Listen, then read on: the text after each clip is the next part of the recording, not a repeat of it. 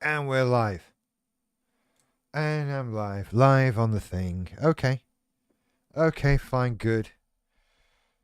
Now the other things. Right. If you just joined me, and I don't think anyone has. There are so many things I need to make this...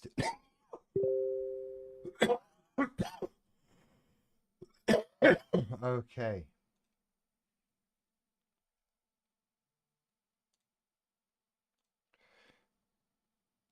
So we're going to have a new meeting here. Failed to start the camera. Please select another video. Oh, is this going to be a fucking problem? Are we going to have a problem?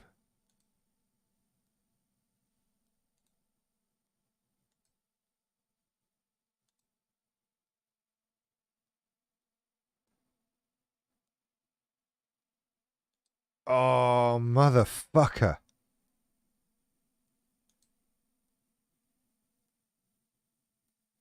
Right, well, that's just no fucking good, is it? And then that's fucked that up, clearly. So, shit. I mean... Can I restart that? Hang on.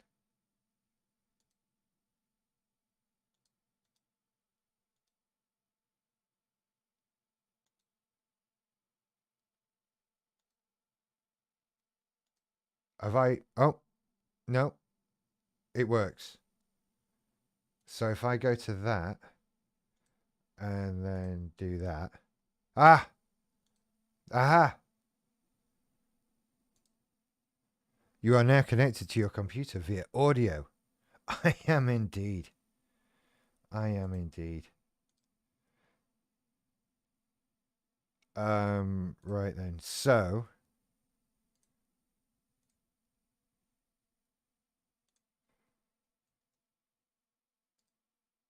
Let's see if this works.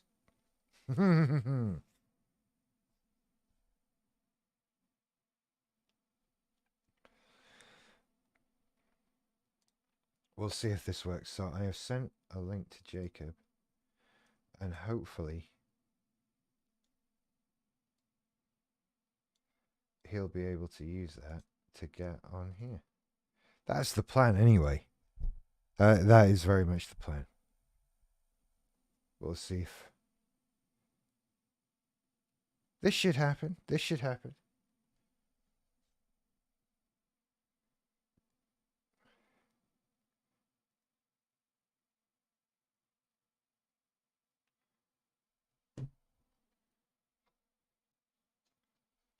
Should I be doing something? Is there a thing on here I have to do?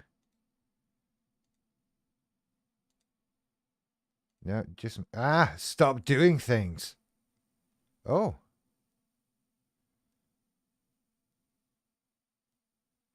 Can I share an iPhone or iPad? Is that a thing? What happens if I click that? I'm gonna click it. A plugin is required. Oh. Oh, you shouldn't press things like this when you're doing a live stream. Look at this shit. Oh, that's just madness. That's just... I'm installing plugins into Zoom while I'm doing a live... Oh, no, because I'm not on a... Right, this is already too much work. Oh, is that... Hello.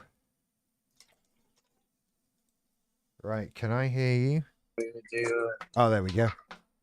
Okay, I think we're good. We're good. I'm going to pull up your live real quick so I can actually look at comments.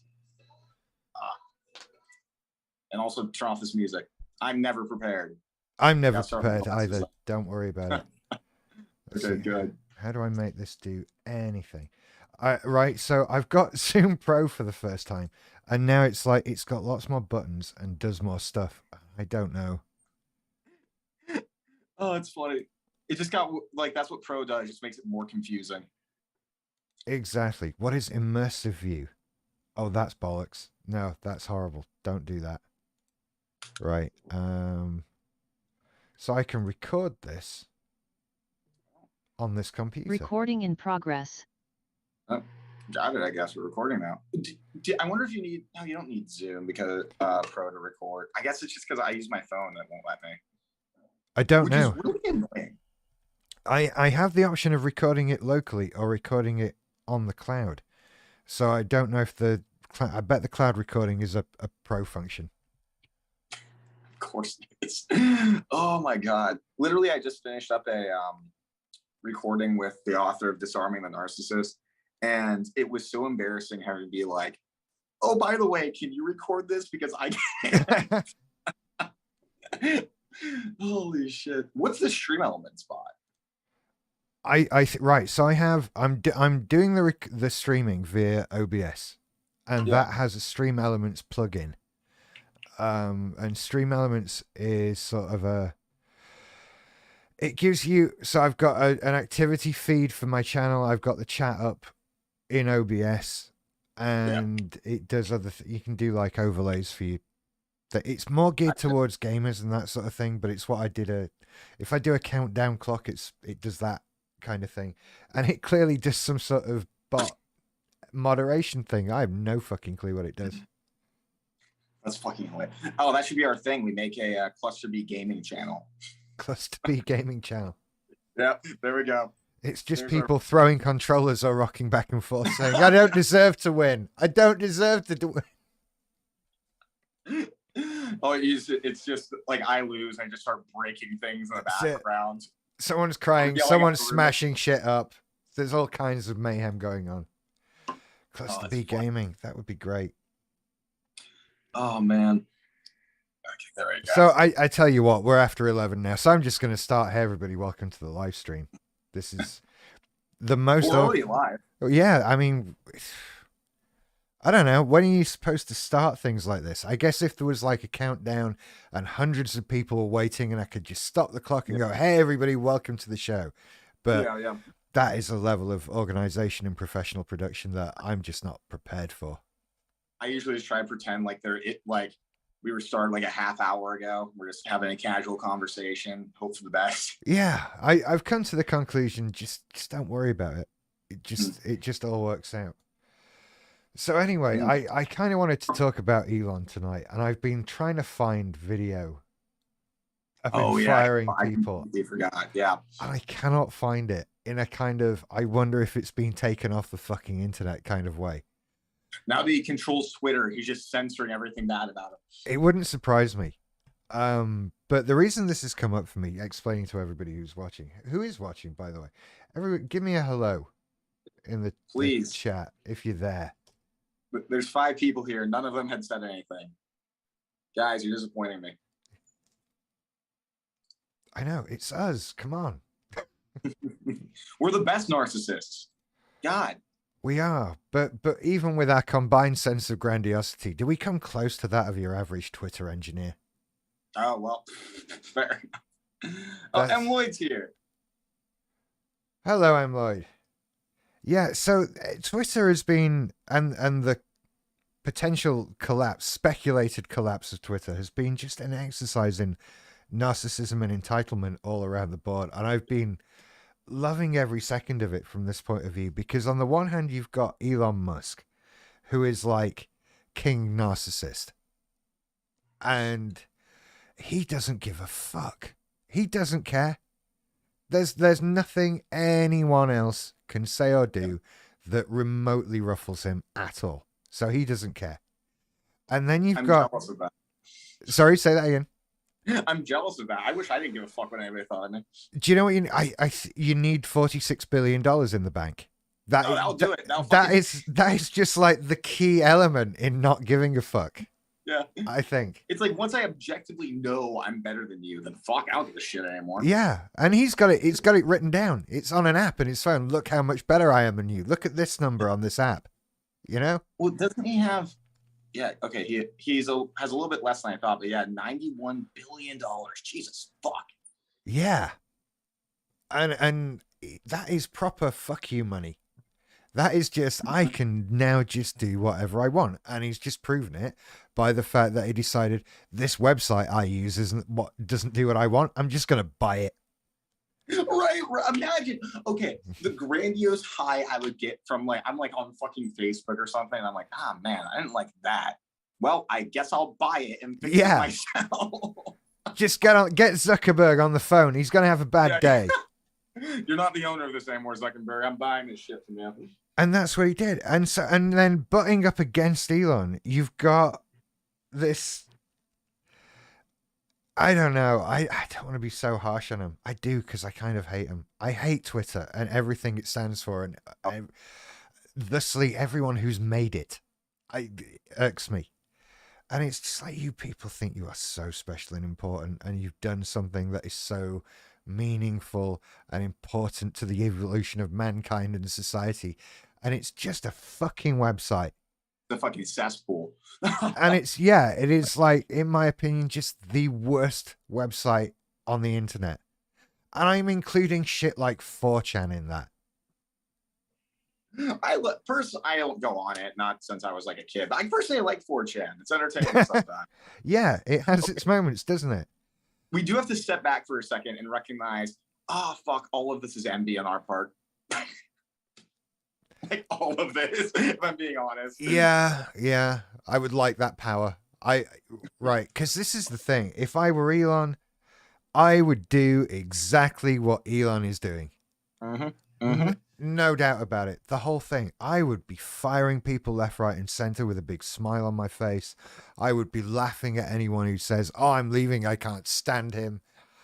The whole lot. It's like, nah, you aren't leaving. It's Twitter. Nobody leaves Twitter. If you like Twitter, you're staying. Yeah, I mean, God, it's such a horrid thing. Right, the reason I think it's worse than even 4chan is because 4chan is like, you've got to decide, I'm going to go there to look at some grim shit. You've got to have made that decision. Yeah. And it's a very select portion of society that is making that decision and going there. But a very special type of person, we'll say. Yeah.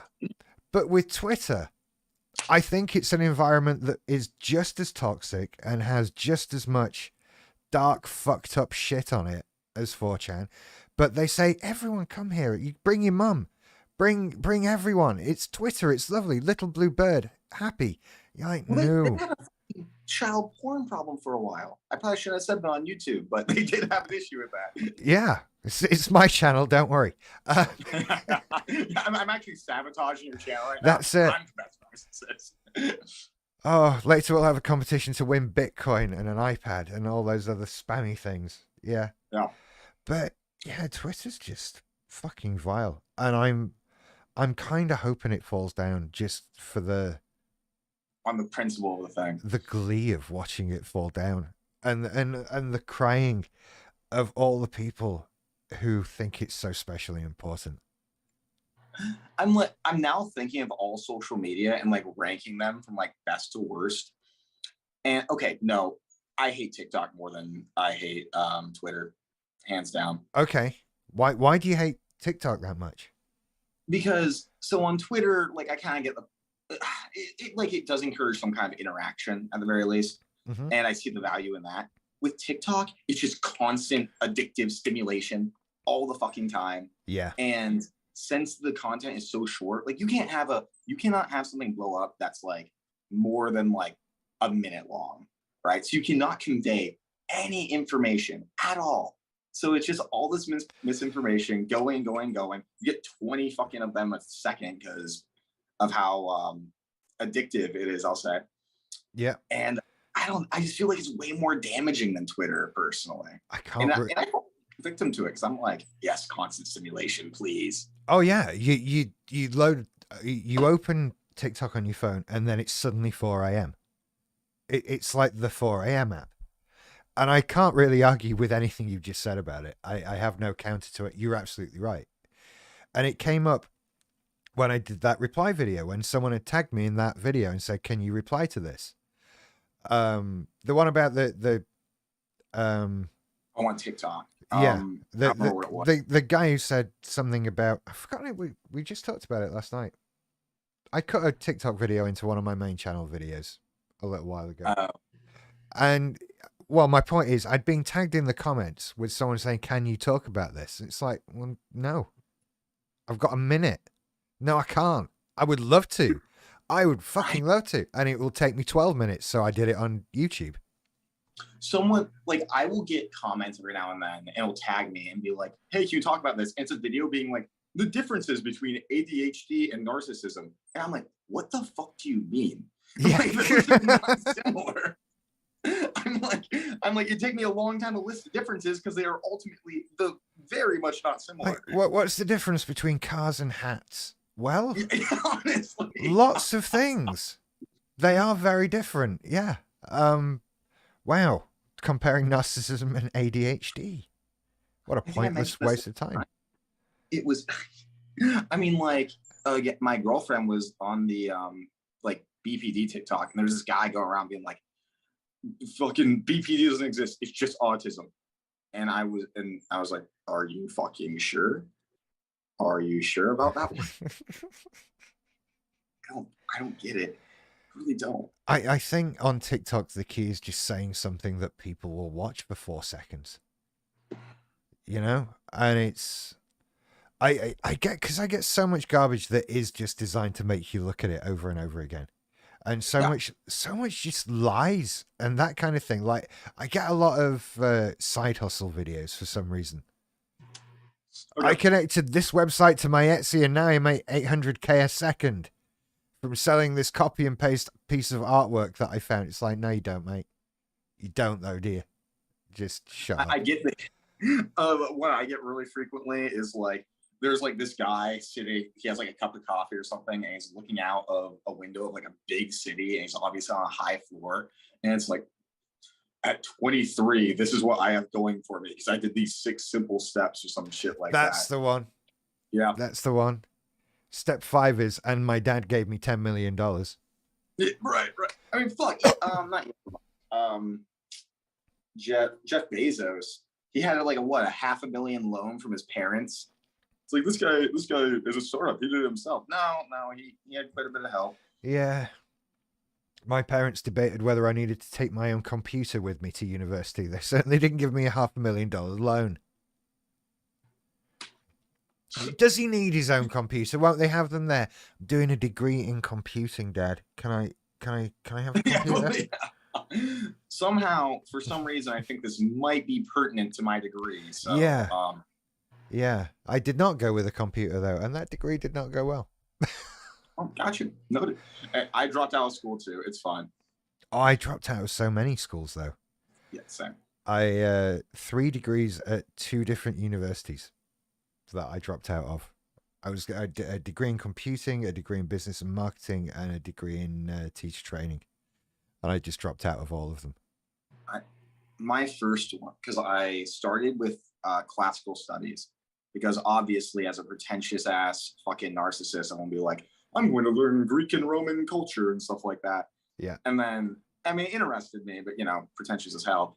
Then I came back after basic training. I did biology, dropped out. When I was working at the prison, I was studying to be a paralegal, dropped out. Then I tried to go to a school to be a radiologist and dropped out.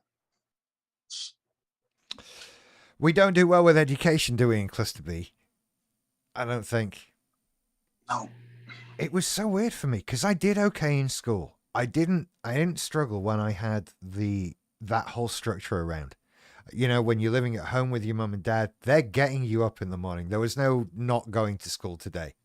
And, all that stuff. But then you get to uni and it's like, well, get yourself up.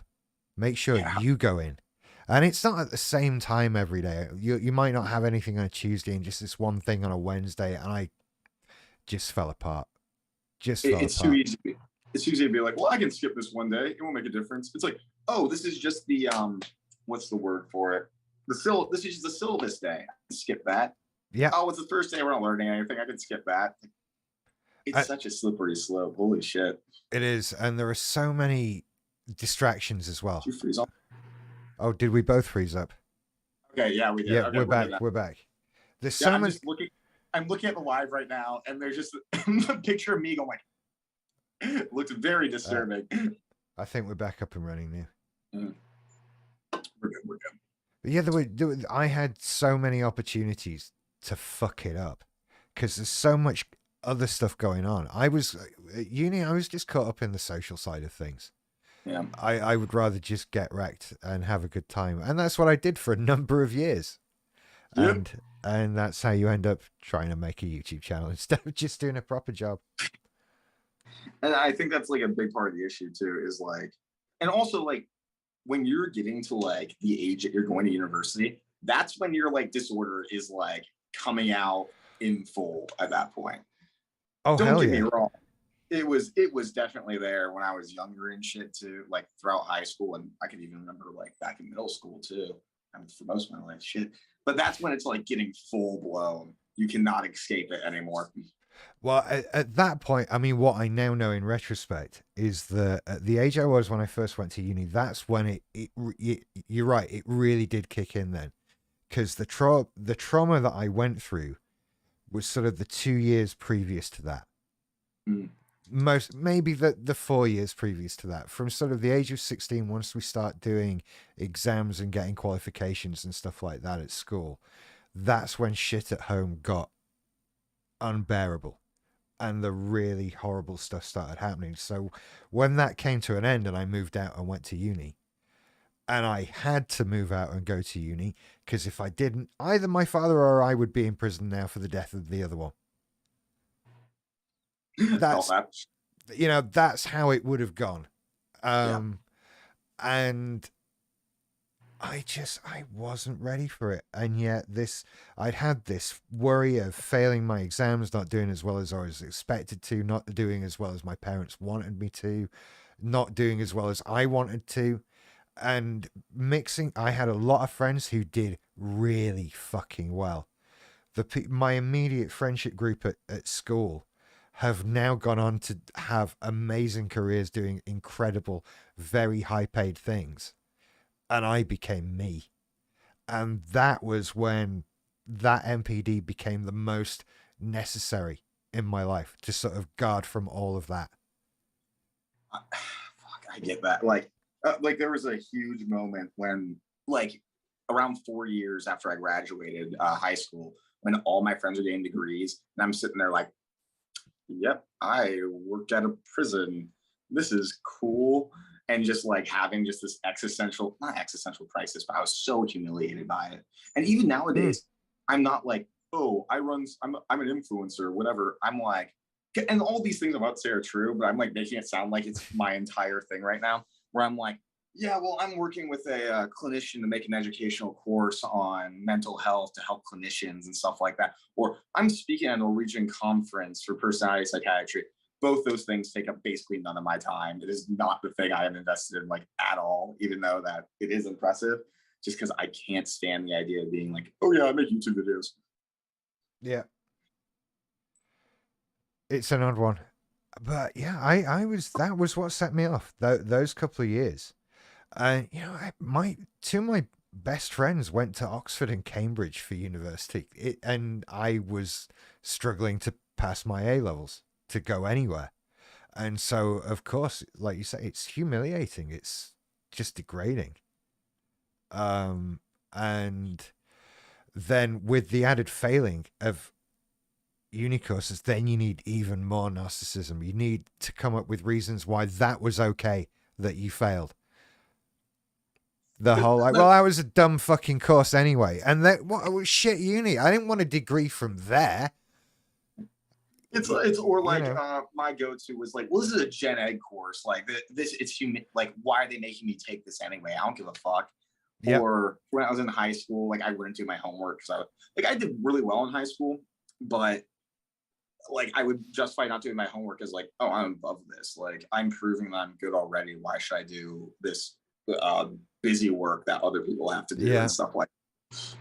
I got like that. I was like that in music class. Of all fucking places where it's the most useless. But fair enough. I don't know. I suffered a lot from going to a school that was very academically focused. And you were sort of told, Like the hard subjects to do, so like your sciences, that kind of thing, they're the most important ones. And people who don't do those are dumb. Yeah. And you, so that is drilled into you over the years. And like, so I ended up pressured to do things that I couldn't do. And I also don't want to admit that there were things that I couldn't do. I'm having troubles now saying that I couldn't do A-level chemistry. It was too hard. It was beyond Yeah. me. But I wouldn't dare admit that at the time, because that would mean I'm fucking stupid. Go with the dumb kids and study geography. Was I think my chemistry teacher actually said those words at one point. This was the environment that I was being taught in. And you were either going to be academic and go to uni, or you were fucking scum. And geography is the one that they went to for being stupid? Well, Really? it's just essays that. You don't have to know anything. It's just knowing about valleys and rocks was the attitude, that kind of thing. I kind of bought into that because my dad was a geography graduate, and it was a good way to sort of tease him. And he would routinely get angry at some of the things that were said to me at school by science teachers. Little war broke out there. That was fun. But it was so much pressure, and that's where my MPD comes from the school, and then my dad and that pressure at home, and that was all his worry.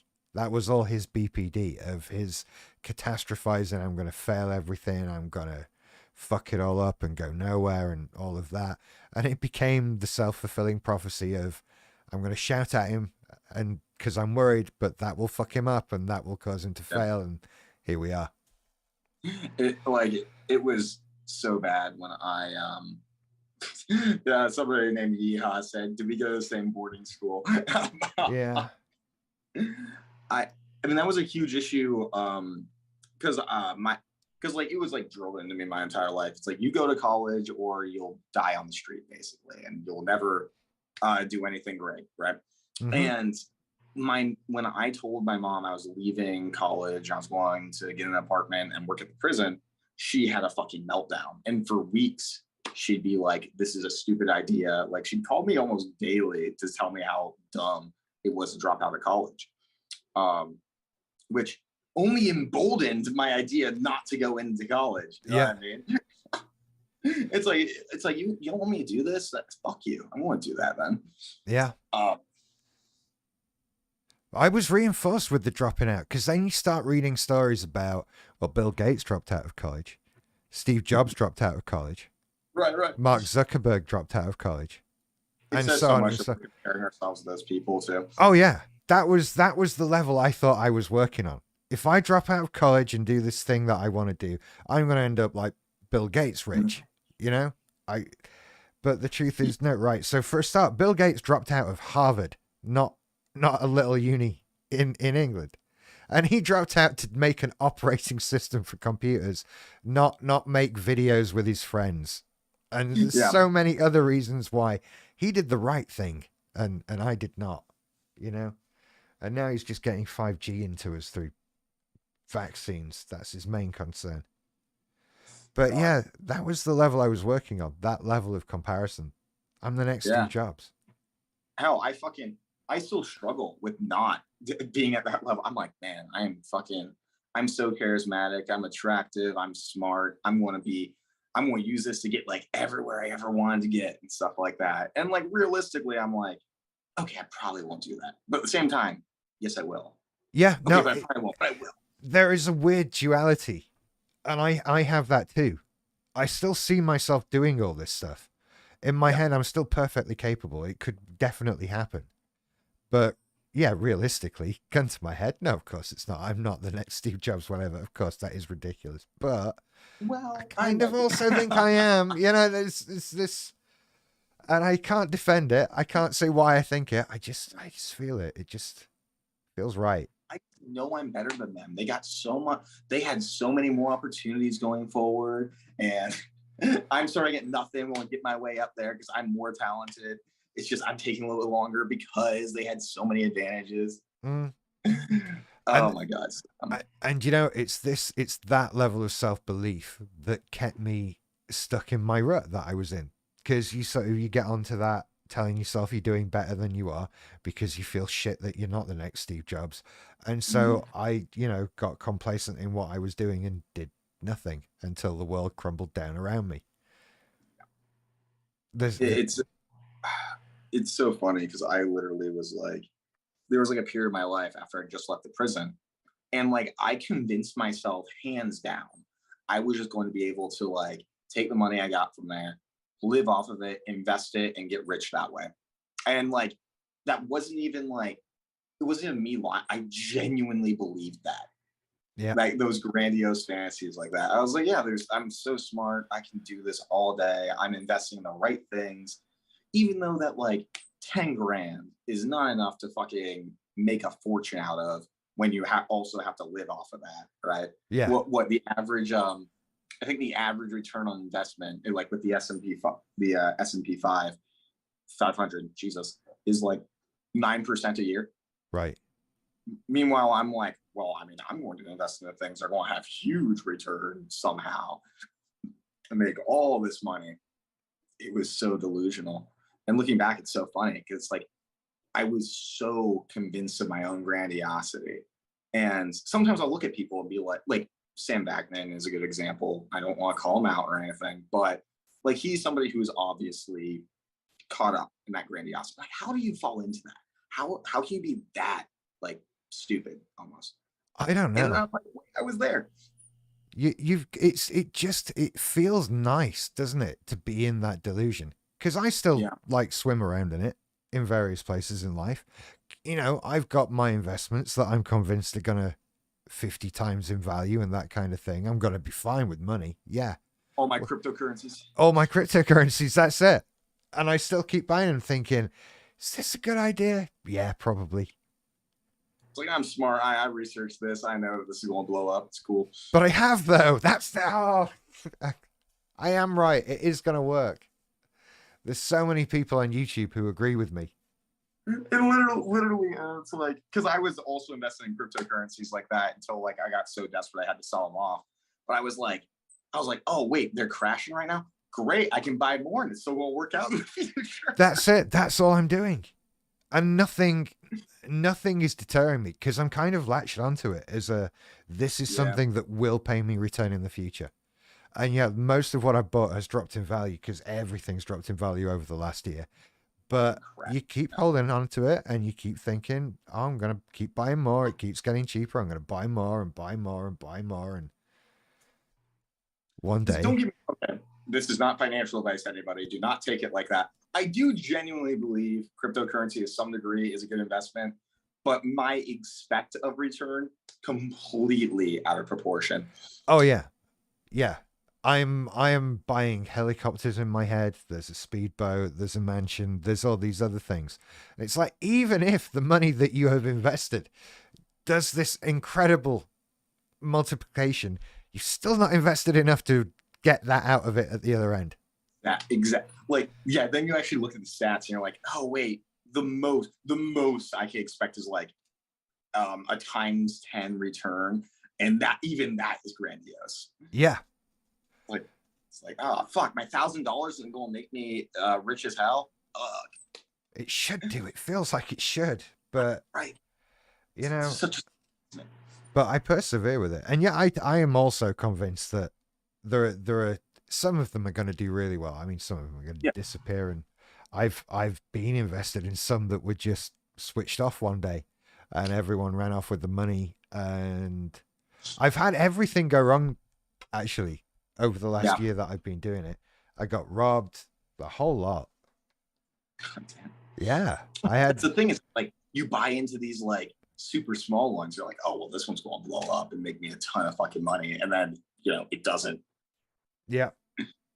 I remember oh my god, I remember when Dogecoin was a thing, and Oh, I hated it from the start. But I knew that Elon Musk was going on Saturday Night Live, and so I bought a bunch of it right before the Saturday Night Live episode goes on. Immediately, and I right. was like, "Fuck! I didn't know Saturday Night Live sucks now." Yeah. It's so weird. I mean, that takes us back to Elon, that he had Yeah. this whole. There is a crypto. I mean, I have to look it up now where it is, because this is ludicrous to me. That, I mean, for anyone watching who doesn't know much about cryptocurrency, the idea is with a lot of them that apart from being a currency, they actually do something. There is some sort of functionality that you're probably not going to know about or be Yeah. involved with, but there is a point to them, but not Dogecoin. All it does is be called Dogecoin and have a dog on the logo. It is currently the 8th biggest cryptocurrency on the planet. Oh my god, I didn't know it was still that high. Well, okay, two crazy things about Dogecoin that made me so pissed off about it. The first one is it has a higher inflation rate than the US dollar. So it's like already you're fucking up there. And the second one is actually pretty funny. Is so I was in cryptocurrency when I was like 11. Which is kind of crazy. Because I remember I remember it was so funny because I remember being on 4chan actually. Right. And it was the first big spike of Bitcoin. And it was like, it got to like $300, which talking nowadays is kind of surreal to say. It is, isn't it? But while I was watching it, I was like, oh man, like it's a bubble. You guys are so stupid doing this. And it crashed to like $100. I was like, haha, look how right I am. And then when I was 16, I bought Bitcoin to buy drugs off the dark web. Right. Okay. Yes, I've had an interesting life. But and then the funny thing is, I look back on that and guess how much money I spent on 9 grams of shrooms in today's Bitcoin value. Oh God! In today's Bitcoin value, I'm guessing into tens of thousands of dollars, maybe. No, it was because that was when I was 16, but now it was like $6,000, and I bought it for like not even $20 back then. Yeah. Our Bitcoin is £13,500 right now. 13.5. Oh my god, it's a crash even more. Oh yeah. I don't know what it is because I've just not been looking at it since. Oh fuck, 16,000 and you. Oh my god. Yeah, it had another big drop. But yeah, I remember back in the day of being sat in our living room and looking it up. I remember turning to my ex and saying, "Look at these Bitcoin things. They're $10 each. Why the hell would I want to pay $10 for one of these?" And I just think, God, if you just like spent £100 on that and left them in a wallet until now, and then I'd have 10 of these things that even today at $16,000 each, I'd be happy to own 10 of them. So I made a Coinbase account just to like buy those drugs. And I remember when I started getting back into it, I tried to open up an account and I saw that like it's like my email already had an account. I was like, there's no way. I'm probably rich now. And I go into it, I'd fucking just spent it all on drugs. I almost cried. I never bought drugs on the dark web. Tempted. I wouldn't advise it. No, it's there's too many pitfalls. There's too many pitfalls. There's too many ways. Yeah. I think that the trouble is as well, the cryptocurrency isn't as untraceable as people would like it to be. And it's less untraceable now. I mean, that's the whole point of it, is that there's like a public record of who's buying what and shit like that. Exactly. It's okay. We've been getting on a tangent about cryptocurrency. Yeah, it's quite an odd one. So guys, yeah, we're talking about narcissism, also cryptocurrency right now. Well, we were on Elon and it took us to Dogecoin. He just fucking tweets about it and people go, "Oh, Elon," and buy it. And God, I wish I had that power. There is definitely some jealousy there, and I would use it for evil like Elon does as well. That's the problem. Like, I'd be the kind of narcissist who gets a bunch of money and I'm like bribing politicians and shit. Like fucking making like assassinations, whatever I could do with that money to impact the world. Oh fuck yeah. I would probably yeah. Yeah. The clip of Jonathan Pryce in the Bond movie The World It's Not Enough.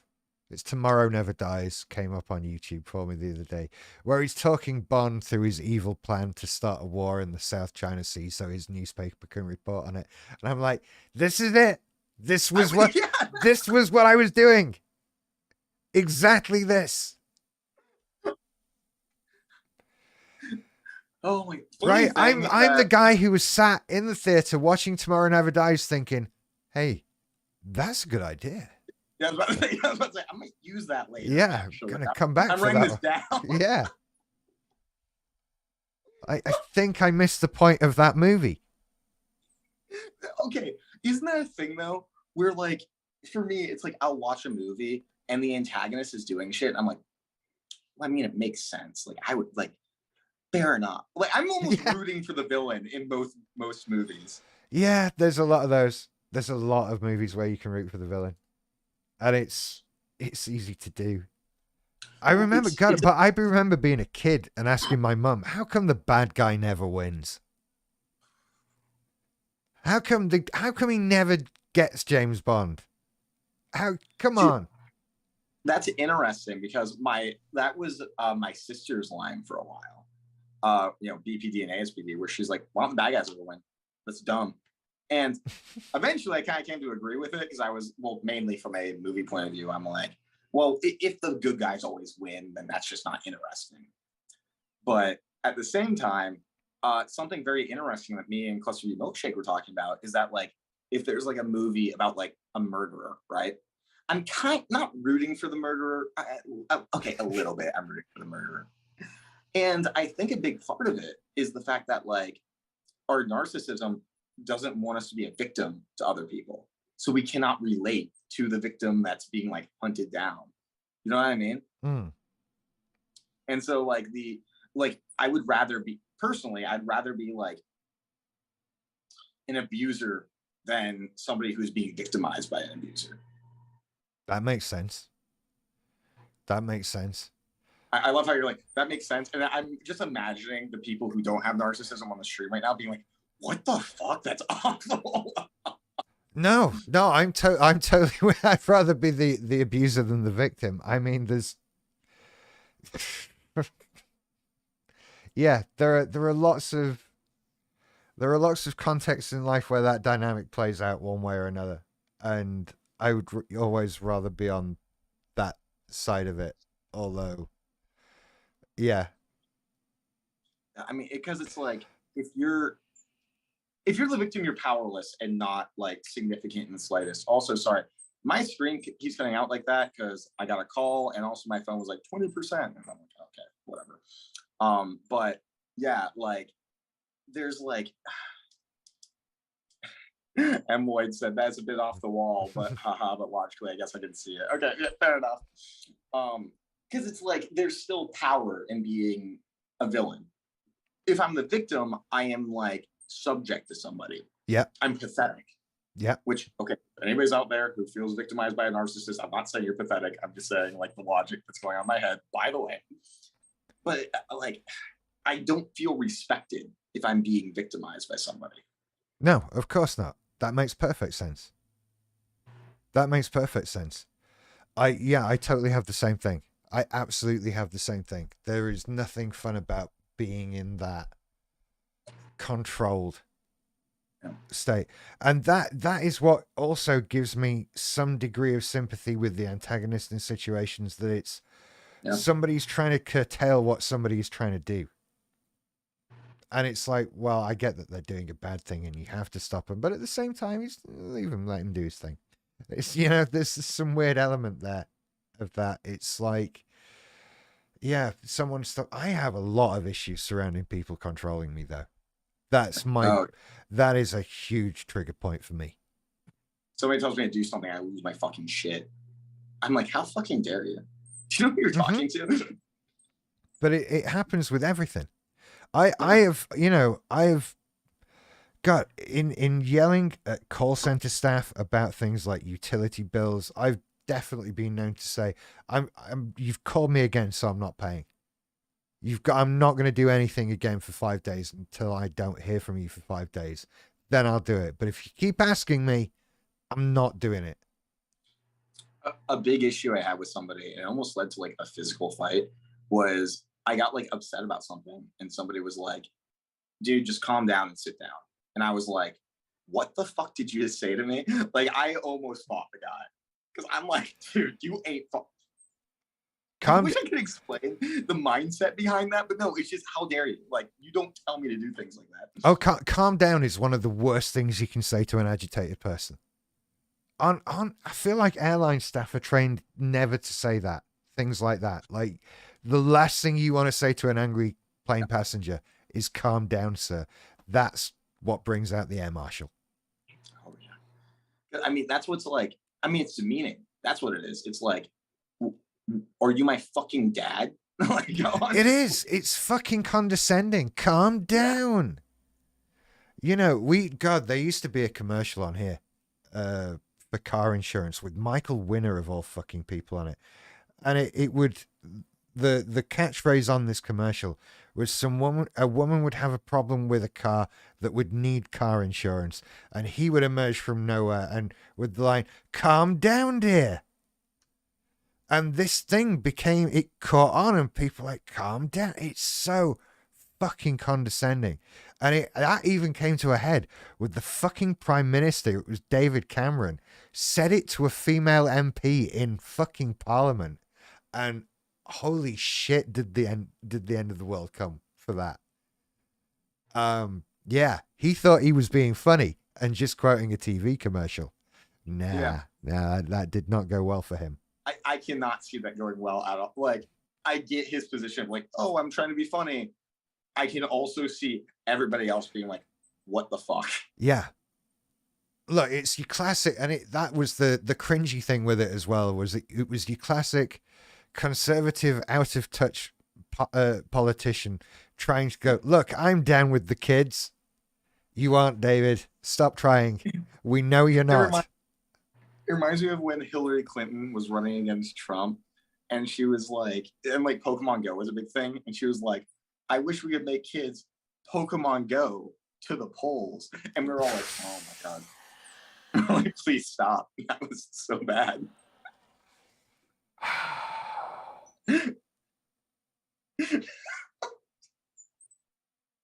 It's still stunning that the Democrats put up a politician against Trump that had one redeeming feature, that she wasn't Donald Trump. And apart from that, that was it.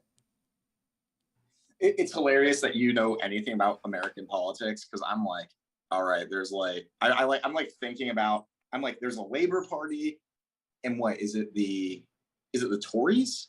That are now we call them the Tory. That right. So the story of why they're called Tories goes back several hundred years. They are the Conservative Party. We call them Tories. Okay.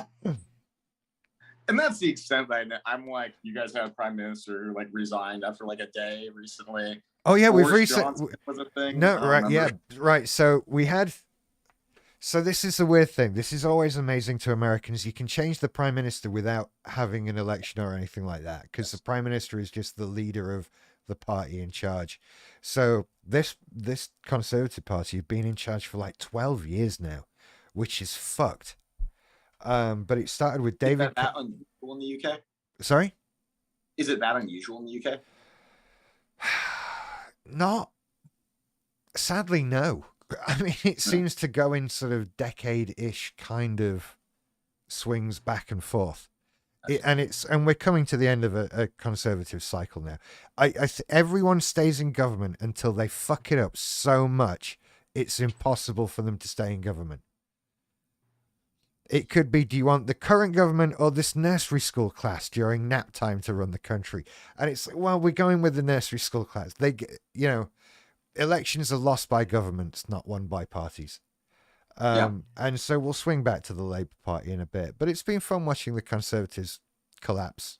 And yeah, we recently had Britain's shortest ever serving Prime Minister. And in a country that's as old as ours, that's fucking saying something. Yeah. That is an achievement. We're going back hundreds of years of prime ministers. No one did as bad a job of it for hundreds of years as Liz Truss did. Because when did you guys, like your basically modern form, in quotes, of government, when was like this, when was your guys' last fucking revolution, I guess? Oh, right. Okay, right. Now then. Let's go to the Wikipedia, because there's so many things I'm going to get wrong. Give me 1 second. I'm gonna pee real quick. Okay, you go pee. I'll go find this because this is. Yeah. We'll do an Find English. the fast. Wow, we really went from Elon Musk to cryptocurrency to the history of England. We are not doing a good job talking about narcissism today. This is it. What did we do? Oh God, this goes back over 1,000 years. We can't go back through the whole thing. UK. I'm looking at a Wikipedia page for the history of the Constitution of the United Kingdom. While I'm doing that, hello people in the chat room. I haven't been looking because you've been so quiet. How are you all doing? I guess you can all hear me and everything like that. You're all still there. You're just so quiet. It's good to see you, though. Thank you for coming out. I know it's a weird time on Mondays. And I'm trying to think a way around. The best thing I can think of is for me to stay up later, but it's already very late. I'm good. 2 sick kids.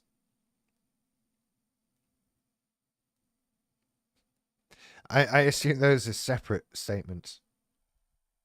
Sorry to hear the kids are sick. What was I doing? Looking up the English Constitution. When did we have a revolution? When was the... We didn't have a revolution.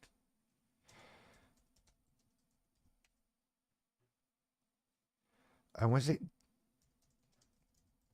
James the First who decided?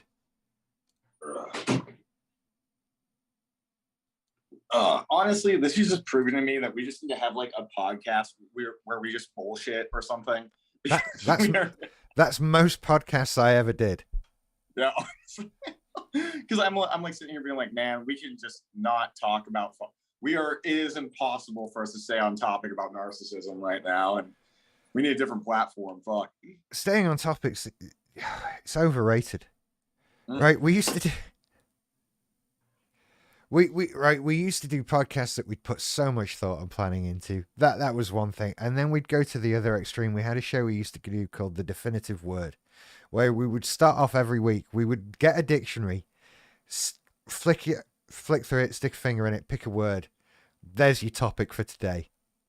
Oh, I love that. That's a fucking great idea. For as long as we could go. And we talked about some ridiculous things. My favorite one was still the show on hats. Like, let's talk about hats for an hour. Okay, we know nothing. Wait, I don't know if I've ever heard that one. You had a podcast about hats? Well, it was an episode of that show. Oh, gotcha. Okay. I thought you meant you had an entire podcast line about hats. I'm like, how much do you fucking talk about hats? Holy shit. I'm trying to think now what the weirdest thing I did a podcast about. There was nothing all that weird. There was stuff that seemed like a good idea at the time that no one was really interested in, like a Quantum Leap podcast and an X-Files podcast and that sort of thing. But I don't know, never did anything really weird. Have you ever watched the show Bones? I haven't seen Bones. I'm aware of it. I have a friend who is actually in that. Not really, but his dad would sell stock photography. And my friend is like a bigger set dude. And he was like a kid, but like he was like, you know, on the larger side, he had no shirt on and he was just like eating a hamburger in it. And they put him in Bones as they got the stock photo. They bought it from his dad. And it was like, there was a big X cross through it. And apparently it was like, when he was a kid, he was this fat. Oh my God. He made it a point to get skinny and be the most attractive person ever. That's so harsh. I know. I'm like, Seth, I am so sorry that your dad. He was also, oh my God, he was in a billboard for like, he was in a billboard that was like literally, it was his upper body with no shirt on again, which is weird that keeps happening. And like a measuring tape around him being like, are you obese? Come to this company and like, we'll help you. My dude Seth got super done dirty by his dad. That's so cruel. I mean, do you know, there are people in the world who make a decent living by being weird and funny looking. On TV, in movies. Like, there are definitely casting calls out for unattractive people, and they just come in the dozens, really ugly, freaky people, and do these jobs. And I couldn't do it. I couldn't, but clearly lots of them do because there are weird looking people on TV. It's so funny because he's an interesting guy because like he's like, I'm cool being in anything as long as like I'm in something. It doesn't have to paint me good. And I'm like, what the fuck is wrong with you? Yeah. I couldn't imagine being okay with basically being called fat on like public television. I would lose my shit. And also it'd be really weird for me to be called fat. But like, yeah, I mean, especially if I was fat. That's the thing. Yeah. It's like, yeah, no, I couldn't do it. I couldn't do it. I don't know. There are so many things in like I could happily be in films if I'm the movie star. Yeah. Or at least a big name. But I'm not gonna be, so I don't want to be. Like, I think a good allegory is like, you know, we make content that is based around us being narcissists. But if I was in like a billboard, which is like, is your boyfriend a narcissist? Call this number for like advice. I'd lose my fucking shit. Yep. It's like, yeah, I'm a narcissist. I'm not that shitty of a person though. But do you know what? I bet you can still drive past that billboard from time to time and go, hey, that's me. Okay, man, that was bad. Because I could so do that. It would creep in. I think the two things would overlap. That I would have the shame and anger, but I would also have the, and I'm on a billboard. For me, I think that for me, that was a bad example because I'm thinking about it. I'm like, no, I would like look at that and be like, fuck yeah, I'm a bad person. I'm manipulative as shit. Look how cool I am. Yeah. You'll get this as well. The number of people that try to insult you by telling you you're a narcissist. And you're just like, yeah. Yeah, I'm a narcissist. Yeah, that makes me better than me. I know. I did a YouTube about it. Like, what do you think you're telling me? Oh, you narcissist. You're just a narcissist. You need help. Like, I know. See, it's funny because did anybody ever, other than I know your ex did, but did anybody other than your ex call you out as a narcissist before you were diagnosed? No. That's not to say that nobody ever thought it. Ah, I got you. If all the people that work with me, if of all of them, none of them ever called me a narcissist behind my back or thought that of me, then they are nicer, more forgiving people than I am. By a long shot. And in fact, to a fault, to a point where they perhaps shouldn't be that nice. Because I was an asshole. And no one deserved to go through that. But no one ever confronted me. And I don't know if that's because they didn't think it or if they didn't dare. They're like, well, we don't need to make Rich mad today, so let's just chill on that one. But then part of me thinks back to the frustration that I felt about why didn't more people think I don't want to make Rich mad today? That was always my first reaction when somebody made me mad. It's like, don't you know how angry I get? Don't you? Look what you've done now. Now I have to destroy you. And I was just sat playing a game or something. And you've done this. Now I have to exert my power over you to show you that you should be afraid of me. See, I had two. So I only have one person who ever even came close to calling me a narcissist. And he described, because like I have my fucking spies everywhere who would tell me, like, my flying monkeys, I guess, that I call them my army ants. But but they would like tell me everything anybody said about me. And like the closest to a narcissist that I got was somebody called me a self-absorbed megalomaniac, which I'm like, oh dude, you're so close. You're like right there. Yeah. Looking back on it. But I was that guy who, see, that's the thing, is that when I was, especially when I was like younger, my anger was so out of control that people wouldn't confront me. They'd be like, all right, and then I would hear that they were like talking about like, man, Jacob did this kind of fucked up thing. And like, but I don't want to, then I fucking lose my shit on that anyway. Because I always just wanted to be feared.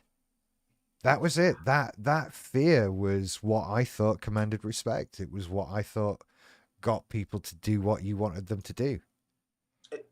for me, it was like, so there, I mentioned this before, there's like levels. It's like, I want to be admired. If I can't be admired, I want to be feared. And if I can't be feared, I want to be hated. Yeah. Yeah. And I love how I put it in a hierarchical terms too. I've tried the hated. That takes it out of you. I'm not a fan of the hated, but I think that I might prefer be hated than indifferent. Yeah, actually, because that means you fucked over somebody so bad that they're willing to hate you. Yeah, and that you're right. still is like power. You know what I mean? Yeah. No, I understand that one. It's like, I'm a healthy guy, everybody. By the way. But living it is so much harder. The being hated thing. I'd much rather be like loved and adored, or feared. But mainly, I'd go for loved and adored, but I'd settle for feared.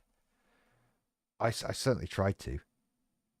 Just like, I don't know what it is about. It's weird because I have such a like, I don't know if you feel this. It's like I get offended when people fear me, but I also like it. You know what I mean? Mm-hmm. It's so weird. Yeah. And there are certainly been different people that I would like to fear or hate me. I don't necessarily need to be universally feared or loved. We can split people into groups. People close to me can love me. Everyone else can fear me. That's fine. Oh, see, that's interesting because, like, for me, I'm always like, I need to make the best impression on you possible if I'm not close to you. And then there's like the second layer of people who it's like, I kind of want them to fear me. If they don't already love me, they need to fear me. And then like my inner circle, it's like they need to respect me. Does that make sense? Yeah. Absolutely.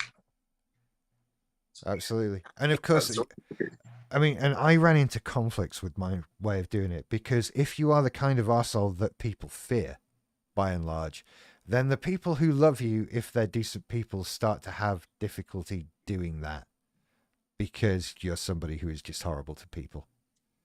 And so you kind of have to pick, I think, ultimately. And people don't, because that's how we end up falling out with people and thinking we're not the one with the problem. But, you know, yeah, the hated, the feared, it's draining. It's really emotionally draining. And it makes you lonely. It did for me anyway. Like, for me, it was just because I couldn't, I wasn't lonely because I isolated myself. I was just kind of chronically lonely. Like, I could be around, like, I may have told this story before to you, but it was like, I remember I was in high school and I was talking with my very close friends, like close in quotes, because I wasn't close to anybody at the time because I didn't let anybody get close, but close friend in quotes. And like, he mentioned something and I was like, oh, well, I'm lonely all the time. And he's like, what do you mean? You have more friends than anybody I know. I was like, oh, fuck, I don't know how to describe this. I just am.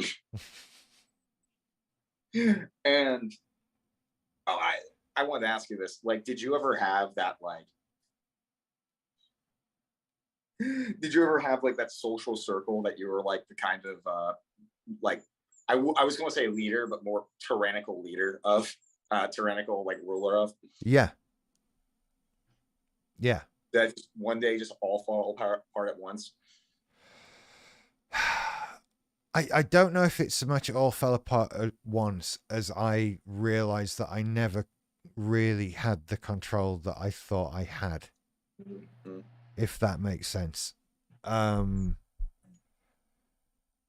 Especially with the circle that I'm thinking of, because that was made up of people who have no hesitation to tell me to go fuck myself at all, which is a great way to deal with a narcissist.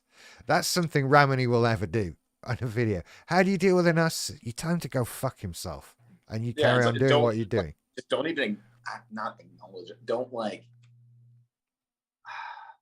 don't give in, but like, don't, what's the fucking, I guess telling to go fuck themselves is the best way to go about it. It's like, you don't have power over me, basically. Yeah. We'll fucking we'll freak out, but after that, we'll probably avoid you for like a month. Yeah, that's it. And so I think whenever I kind of tried to exert outright power, it was immediately thrown back at me. But what I think I became quite manipulative in a kind of emotional sense, and perhaps finding other ways to get the world to be how I wanted it to be without directly forcing it, which is a bit more insidious and people kick back against a lot less because they're not always aware that it's happening. I usually did a thing where it would be like, how do I put it? Because like and now that you mentioned like I had less control than I thought, I'm like, oh God, I'm rethinking my entire life now. But it, I would have these like, I'd have the people like super close, my army ants. Well, I would have like a right hand man, then my army ants, then on the peripherals, the people who were like, they were friends, but like I didn't really give a fuck about them. Yeah. And then there was like the people to fill a room. And for me, it was like the people that were like in that inner circle. I'd like promise them the world and be like, anybody fucks with you, I'll like take them out more or less. Yeah. Which was very grandiose thing about it, because it's not like I could like kill them or something. I did do fucked up things to those people that wronged them. Yeah. But like it was those like grandiose promises. And then once I usually fulfilled those promises to the best of my ability. But it put them in a very weird position where it was like, don't fuck with boss man, but because he'll take care of you, but also if you piss him off, like you're done. Yeah. And that's not a very, looking back on it, not a very healthy way to have friends, I guess. No, not at all. And yet, as we sit here discussing it, there is rebellion in my head of, yeah, but I want to be able to have that. I want that. I'm great until you piss me off. Then you should fear me. So don't piss me off. And that be loyal to me. That's all I ask. Yeah, be loyal. Just be a normal person. Be good. Do what I want you to do. And it makes perfect fucking sense in my head. And I am so angry at other people that they won't live in that situation. Because that's what I want them to do. But they won't do it. Who wants to be friends with someone who will fuck you over if you piss them off, that kind of thing. Sure. And yeah, I want that. That would the fun bits of narcissism I never had. Like I would like the flying monkeys as well. I would fucking love that. I've never had that. It's a lot of work, let me tell you. I think because I went through stages of just pissing off everybody. Then nobody wants to be that kind of person for you. And maybe it's good because I can obsess over things and people. And I'm glad that I've never gone through like a breakup with the ability to have other people interfere and that kind of thing, because I think it would have gone very badly. It's funny because like when I would go through a breakup, like people talk about like smear campaigns, or yeah, I fucking did that. Like well, if it was like a bad breakup, well, God, this is bad. There's been a few breakups I went through that I was like, I present myself as so humble about it, being like, yeah, it was fair. They had these legitimate issues with me, yada yada. And then I would say them in ways that made them look so much worse in comparison to me. And I'd be like, no, seriously, guys, like I get it on their point of view, and then also just say things that were so just detrimental to their image and everything. And by the end of it, everyone would hate them. And I'm like, now I'm looking back and I'm like, God, man, that probably wasn't good. I don't know. I've done the same thing. Oh, that doesn't make it good, does it? That just means we're both equally fucked up. Yeah.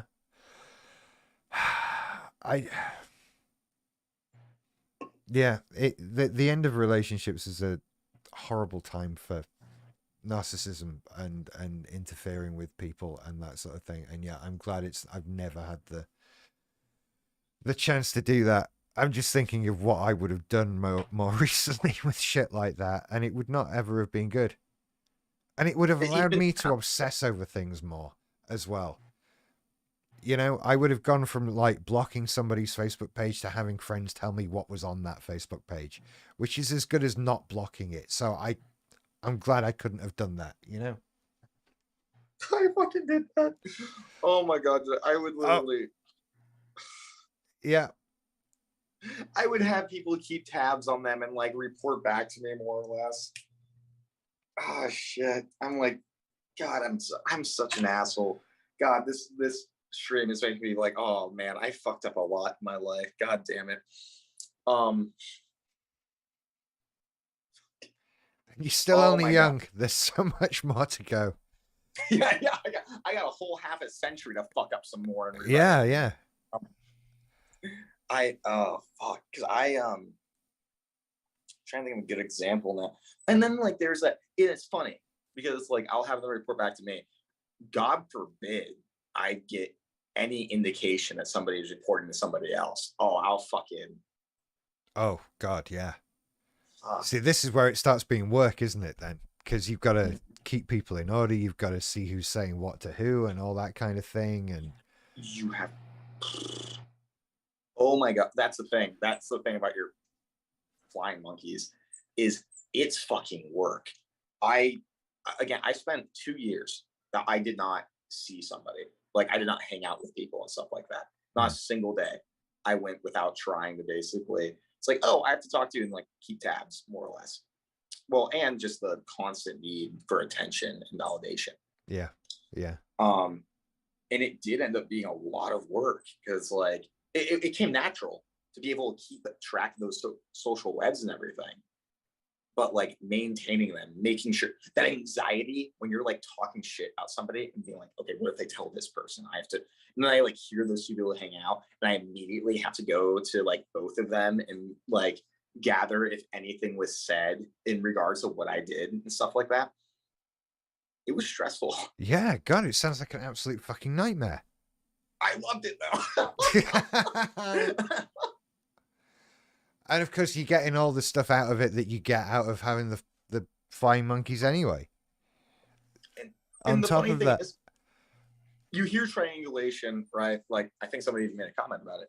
But like with my ex, I didn't do it with my exes. I had two separate friend groups who I basically had it at each other's throats because I just talked shit about the other friend group to each one because I didn't want either of them interacting with each other at all. nice. And That there is was some good work. it was until I went to basic training and they actually started talking to each other without me there. And then one big friend group formed and I was not included in it. Oh, Not a good time. no. Shit. Yeah. Do you know what? There have been things about me and conversations about me that I've known have taken place. And I would still love to know what was said. Going back years. Right? I mean, when I started having trouble with the business and stuff like that, I was made aware that there was a conversation that took place on a private thread on Facebook about me.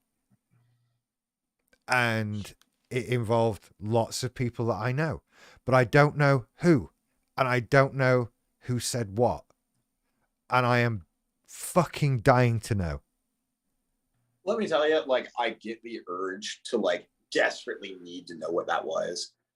But at the same, trust me, they'll. So there's some things, I don't know if you relate to it. You probably do. Like, the things that you want them to say bad about you, you know what I mean? Yeah. They're not going to be saying those things. As somebody who, like, kept tabs, they cut at the insecurities that I never wanted to admit about myself. And I was like, fuck. Made me super fucking angry. And then the person who told me, I like just was like, no, that's not true. Fuck you. Yeah. Because I couldn't even admit it to myself at that point. There's nothing that they said there that you're going to want to know. That's God, no, I know that. I know that. It would all be horrible shit. And yet part of me is thinking, well, first of all, I'm thinking I'd be okay because I don't care what those people think. That's ultimately my defense. Yes, you do. Well, clearly I do, because this is years later and I'm still talking about it on YouTube, for fuck's sake. It is clearly something that bothers me. And so, yeah, I clearly do care what they think to a certain degree. But I wouldn't be surprised at how negative it is. And what is interesting to me is that I think my prime reason for wanting to know what it is and who said what is so that I can further choose who to manipulate and in what way. and who to treat like what. Like, who was I right to cut off? Who should I apologize to? Who didn't I cut off that I should have known about all along? Who are actually loyal? Yes, that kind of thing. Because I have an inkling about certain people, but you don't know. Like, yeah, it's relatable. Shit.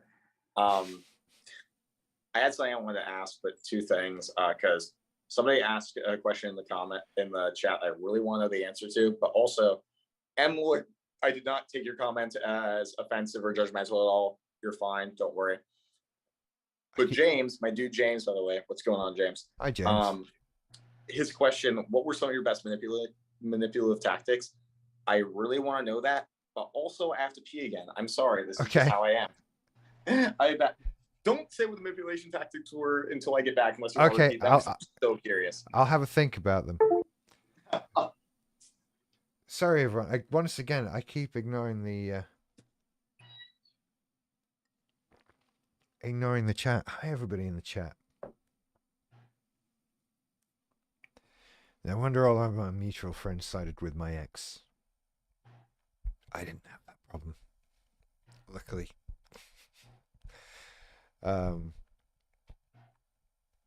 Although, I don't know, there's something about you mutual friends siding with an ex. I fucking hate it. What were some of my best? Right, we'll come back to that. Were there any other questions? Yeah, it's been a quiet chat. There's not much to scroll back through, is there?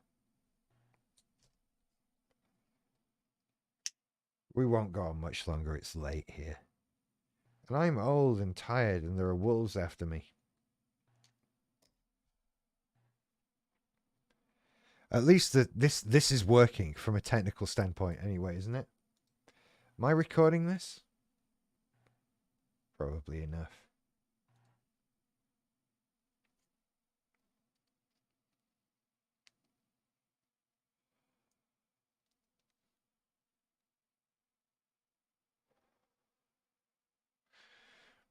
Yeah, you're bringing up an interesting point in the chat there. I have a problem with mutual friends with people that I've fallen out with.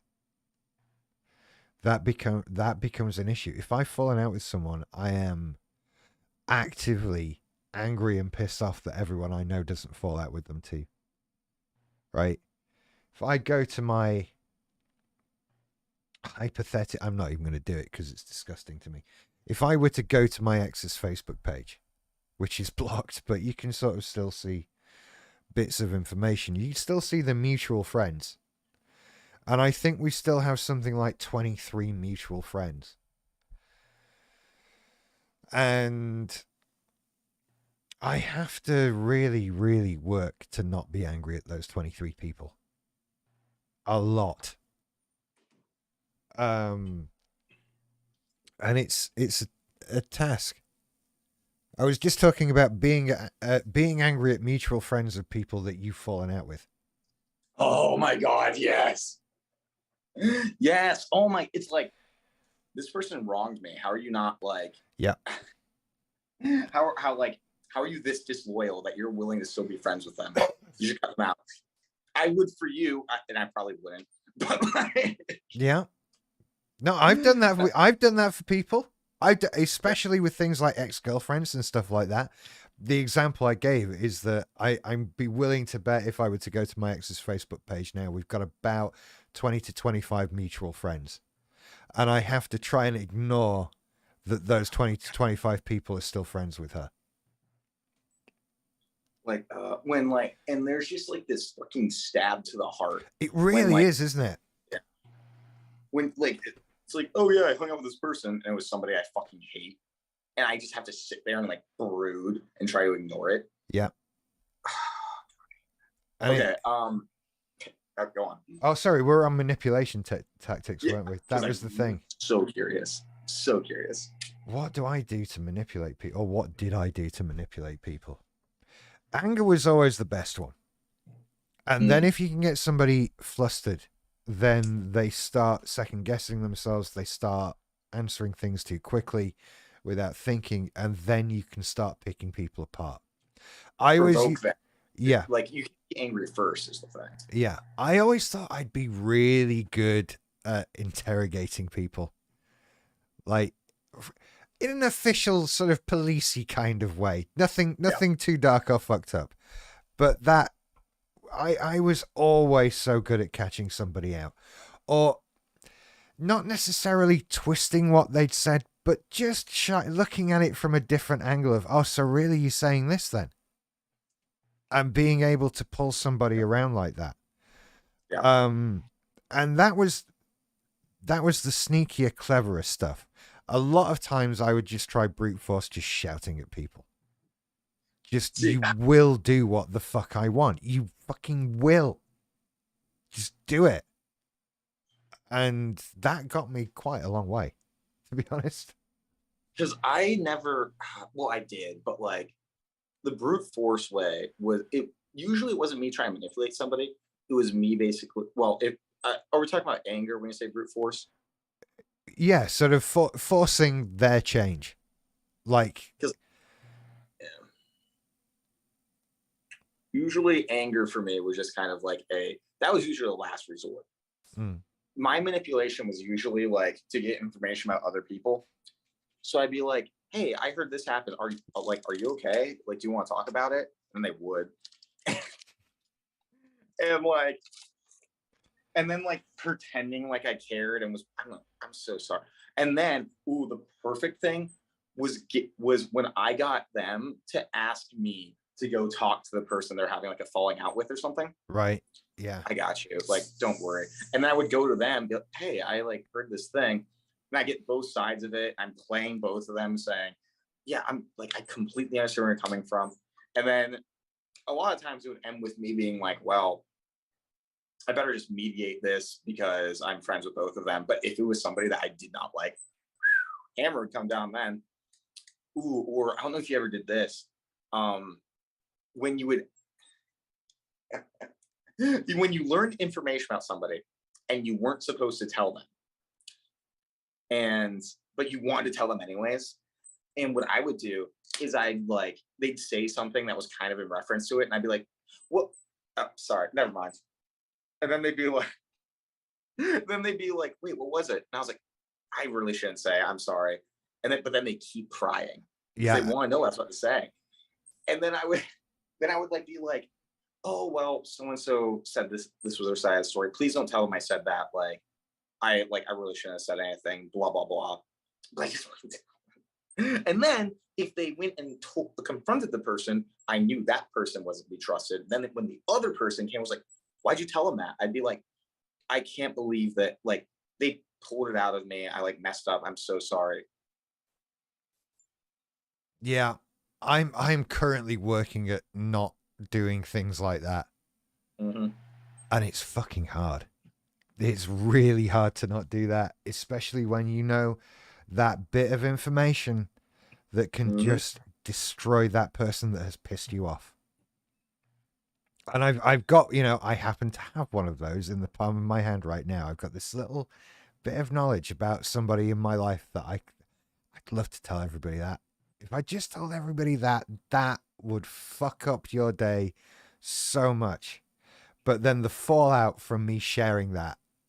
Yes. That's what you gotta be careful about. Yeah. That's what I then don't have to deal with. Because that's going to be far worse than the pain of not hurting that person. Despite how much I really want to.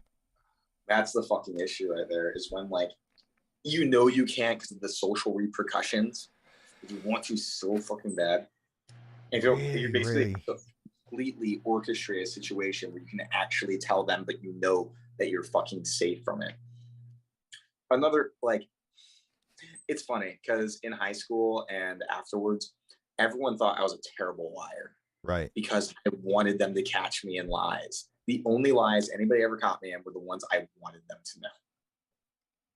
I get that so much. Oh, you don't lie. You're not a good liar. And you think you have no fucking clue.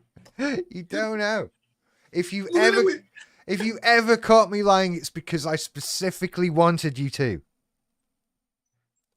End of. Exactly. And it's like, and here's the worst part about it too, is that, like, then they say that, and I'm like, everything's going according to plan. But I'd also be offended they were calling me a bad liar. So I wanted to correct them, but I was like so torn. Yeah, you can't just sit there and go, yeah, I'm a bad liar. You have to come out with that. Yeah, but I am lying to you in so many ways that you can't even know yet. You've got to, it makes me want to brag about it. Mm-hmm. You know, but then I also have that rebellious thing that comes, I don't know where the fuck this has come from, but there are so many things that right, here's an example of it.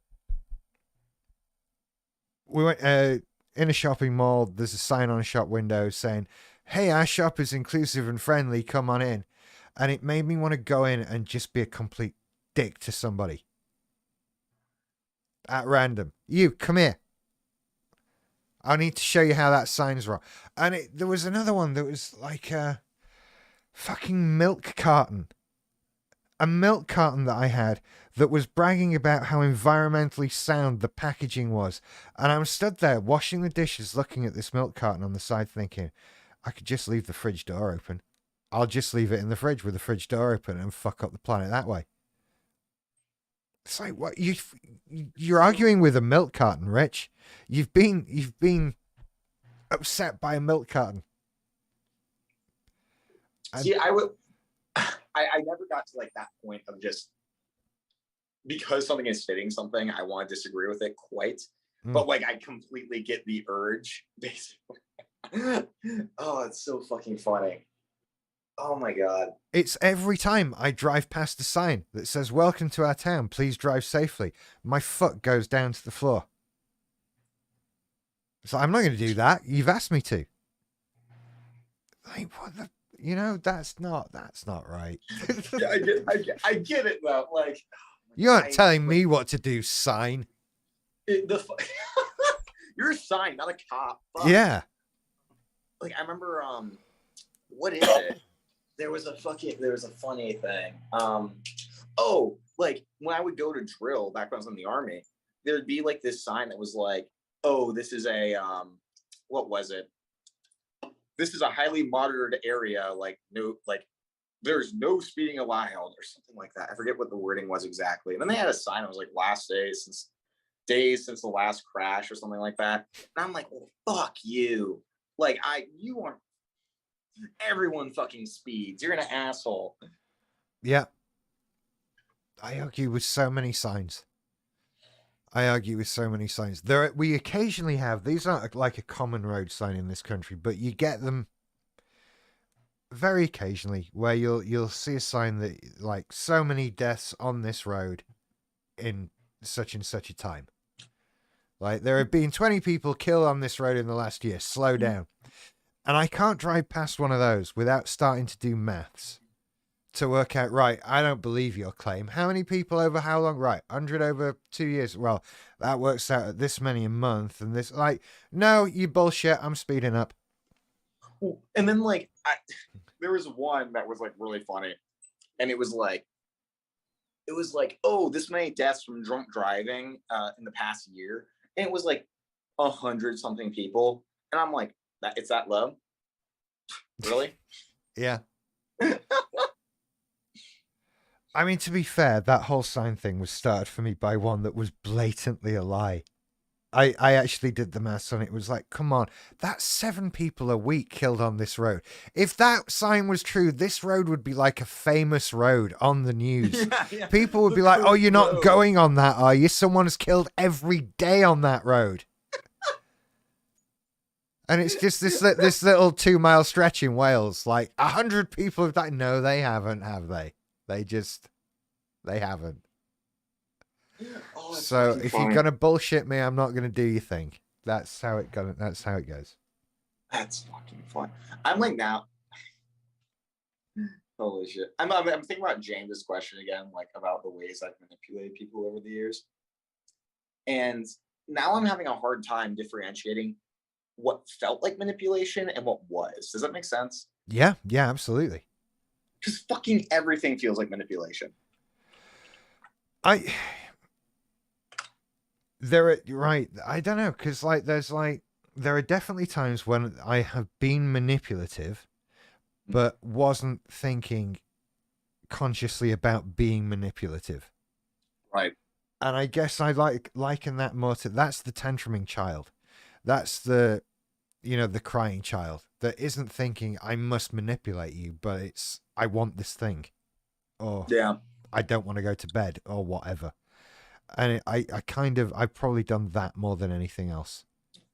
Did you ever have that kind of like thought of like, well, nobody takes me seriously until I'm having a fucking rage. Yeah. So like, maybe I just should. I had a fucking 15-year relationship based on that as a communication method. That's what that was. No one takes me seriously unless I'm having a rage. Yeah. No, I lived that for a very long time. And yeah, that's what happens when you have a breakdown in normal communication in a relationship. And someone can only make themselves heard by getting angry and that kind of thing. It's not good. Narcissist versus narcissist. Do you ever have that like I don't know why my computer's so loud. That's cool. That like, oh my god, stop. Why does everything hate me? But dude, Jesus Christ, stop. Now my computer's pissing me off. So do you ever have that like, how often would you have that like state of mind where, and I assume you went through it, where it's like you get so angry that like your higher rational mind just turns the fuck off and you're acting completely on instinct? Yeah. You know what I'm talking about? Yeah. Yeah. The last time was the last huge blow up like that. I feel like it was the RAC thing a couple of winters ago. Was that? Wait, when? That might have been sort of January 2020. Okay. I'm prepared to be. Is Cat in the room? Cat's in the room now. So if she wants to jump in and correct me, but I think that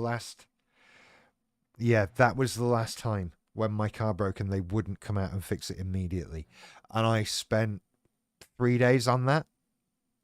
I think just logic, sensible thought had gone. I was in rage land, and there was nothing that could. 3 days. Yeah.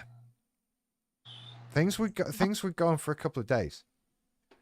I think my record was sort of like 5 days, something like that, caught up in just a massive rage.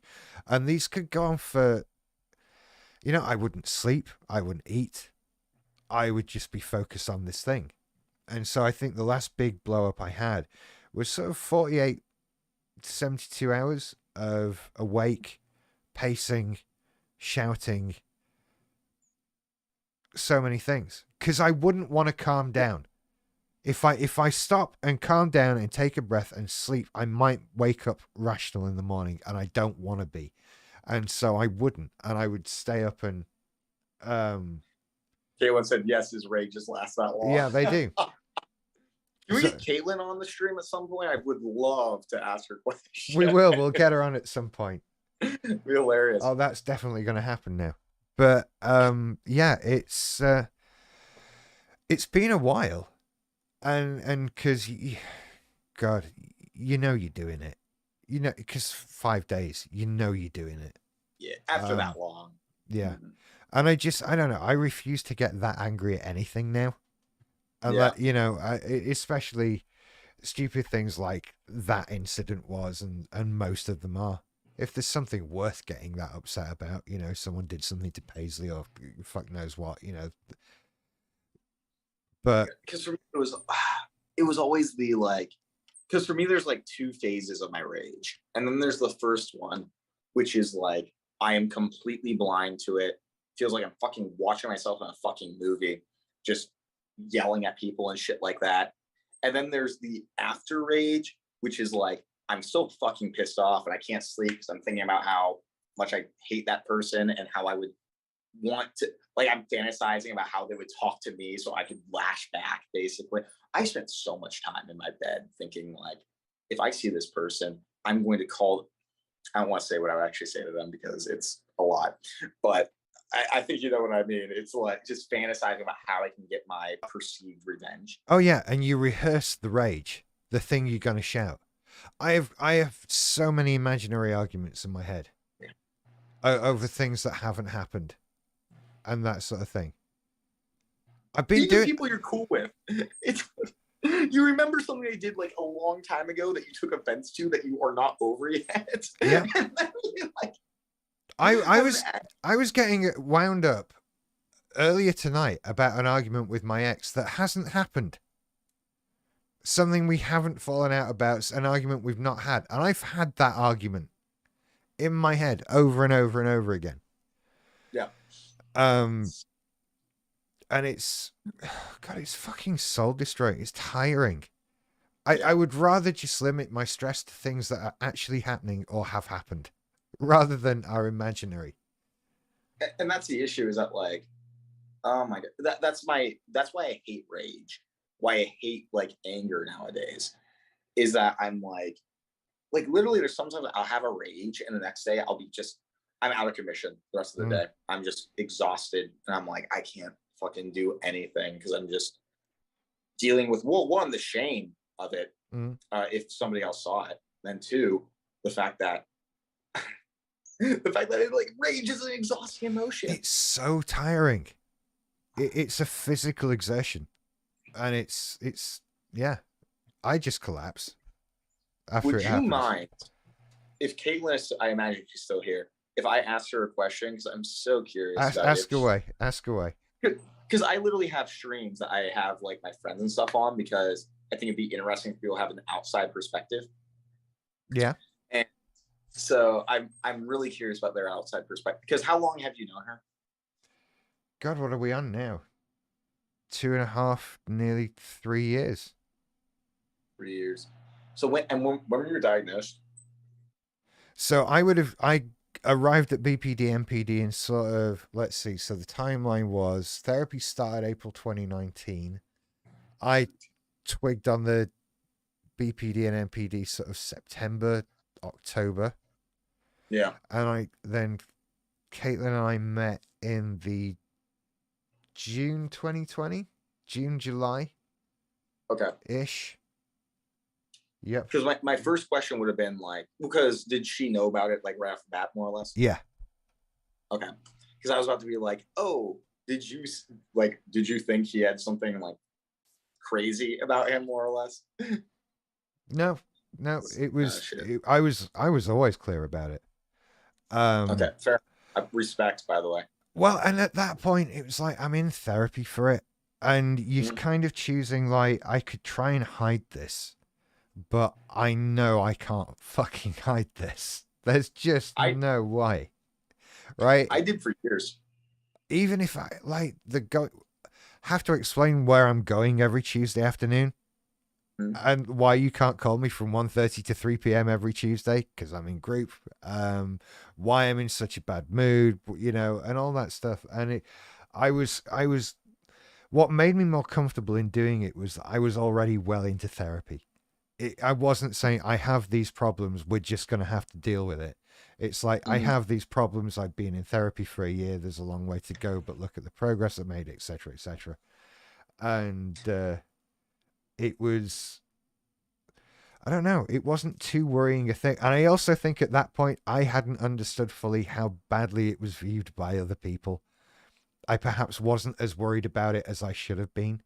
And I looked on someone who wasn't panicked by it. And as you said, did all the research. So. And like, honestly, like that's so, for lack of a better word, that's really sweet that like she actually put in the time to make that research, because by fuck's sake, my friends have not. Oh, my friends don't give a shit. Well, yeah. I have, yeah. Caitlin's the only one who's done that. My mum read a book. My mum's read at least one BPD book. I know that. But then she's also having BPD books around the house so she can sort of leave them near my dad and sort of nudge them. Maybe you should read that. Yeah. This is super interesting about Rich. Maybe you should take a look. Yeah. In the hope that hey, this sounds familiar. But yeah, I wasn't too worried about it. Wasn't too worried Okay. about it. So two things. Caitlin, thank you for being so open, by the way. And Rich, I'm sorry I'm making Caitlin be open. But the first one is a rage episode right at the beginning. Yeah, I did. Rich. As we started, well, not at her though. That was the thing. It was Yeah. Oh, yeah, I know what you're talking. Yep. yeah, it was as we just started talking, and in the like early WhatsApp days of conversation and that sort of thing, and I just sort of disappeared for a week. Gotcha. And that was when you have to explain that, it sort of breaks the ice. It's like, yeah, I disappeared for a week. This is where I went. I was having rage for 5 days. And so that kind of got it out there straight away. Where is my stream? There we go. There we go. Sorry, like it cut out. Oh, is it cut out again? No, we're back. We're up as far as I know. Fuck. Can you hear me?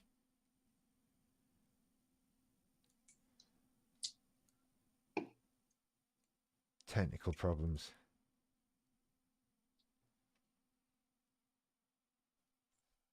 Is this good? I can hear you. Can you see me? I can't see you right now. So I can't see you either.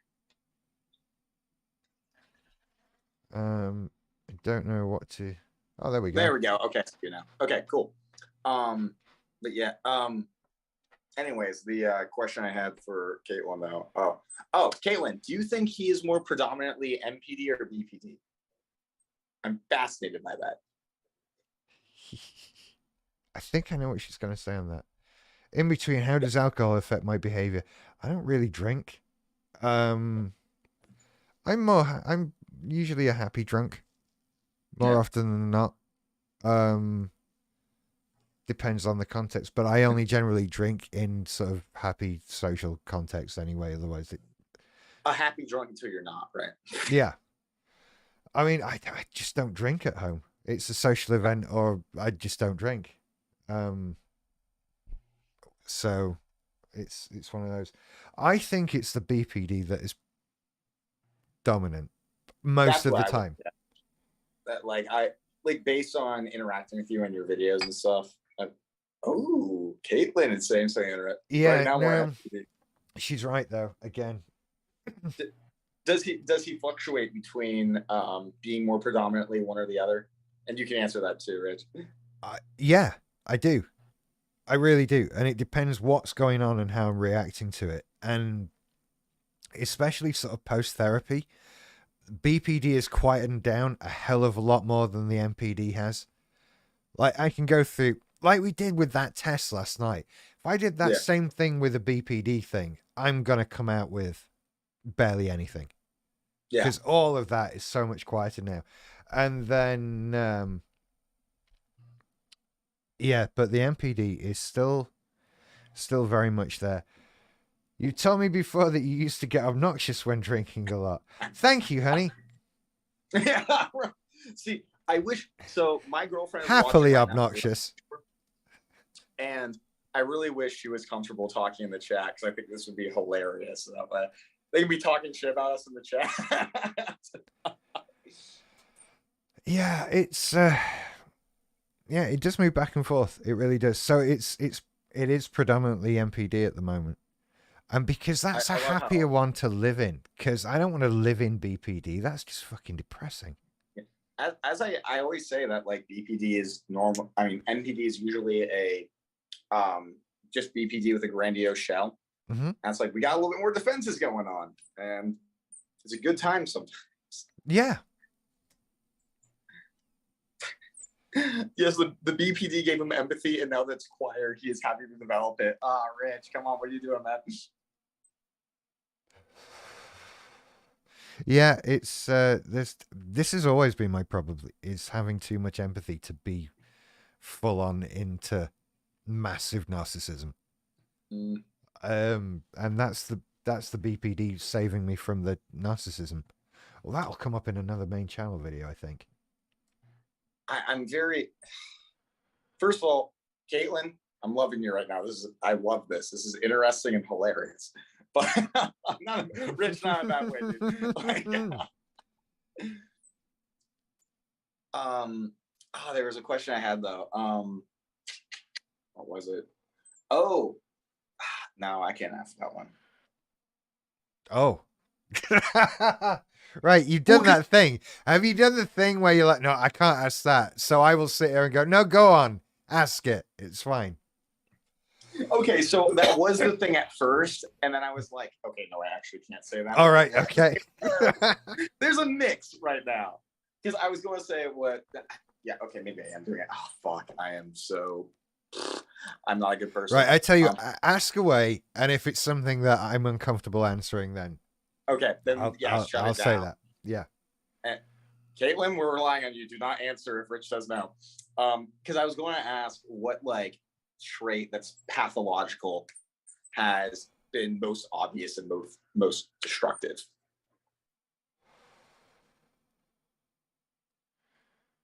That's a difficult one to answer. What trait of mine has been most destructive? Oh, that is a good one. I mean, maybe the rage. That's up there. I can shortlist that, and the splitting on people. Yeah. See, it's interesting because like I'm a pretty damn angry dude, and I know how that like I wouldn't call that my most destructive trait probably, but like, and I don't mean anything offensive by this, but like based on your stories, it seems that your rage is like pretty damn detrimental to you a lot of the times. Yeah, it really is. It was very Hulk smash kind of rage. That's well, you have like so the way I look at it is that like someone with BPD, they can get mad about fucking anything, but like it's over in like 2 seconds. The NPD rage, it's like you'll wait it'll take some time, but when it does come out, boom, it is awful. And it feels like you get the like, how do I put it? You get like you have the sensitivity to rage that BPD has, but then the narcissistic like intensity of it. You know what I mean? The worst of both worlds, basically. Mm-hmm. Yeah, that's pretty much it. But the rage is gone to some extent now. It's been a long time since I had a rage. Because I know I've learned just how much it fucking hurts. How much it hurts me and how damaging it is and how painful it is to come back from. And I'm kind of I reached a point of being sick of coming back from it. Yeah, I do. I have a story about my rage. I have to pee again because I don't know why I have to pee so often. It might be because I'm drinking beer. But, that could be it. But before I go, I do want to ask, and I do want to tell that story, but when she says Rich ends up hurting himself with his rage and splitting, does she mean literally or like just in general? Emotionally, like in general. Yeah. Just okay, but based off of that, I have a story. I back up. Okay. We shall wait in anticipation. No, this isn't shade at me. I know. She's a keeper. She is. What can I say? Hey, honey, how you doing? How was the thing tonight? I'll call you after the show.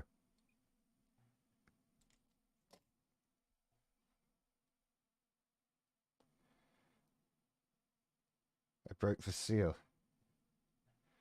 I did. The rage just doesn't come anymore. The rage is I get angry, but the uncontrollable Hulk smash rage, no. Not so much anymore. It makes me want to find the Hulk smash picture.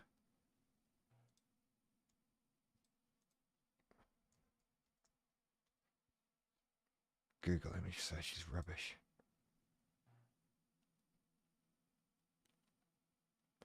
Or was it a meme?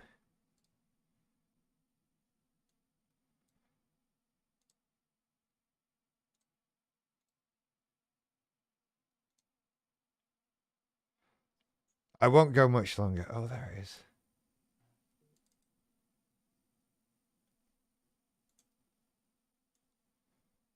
I don't like it when Windows opens windows that I don't know what they are.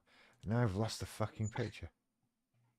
I'm literally like thinking, I'm like literally imagine how great of a video it'd be if like you, me, Caitlin, and my girlfriend all went on like live.